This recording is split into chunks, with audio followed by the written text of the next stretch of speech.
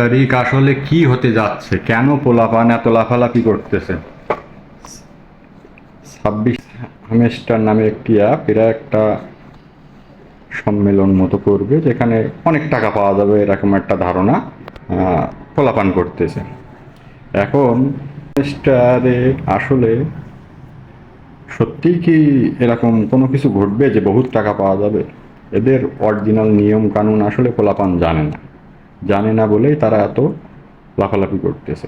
একটা ফ্রি অ্যাকাউন্টে 5 million coin জমা হলে অ্যাকাউন্টটি আপগ্রেড করা যাবে। এখন ওই ফ্রি অ্যাকাউন্টটি যখন $5 মিলিয়ন জমা হবে, ওটা করা খুবই সহজ, করতে পারবে অনেকেই।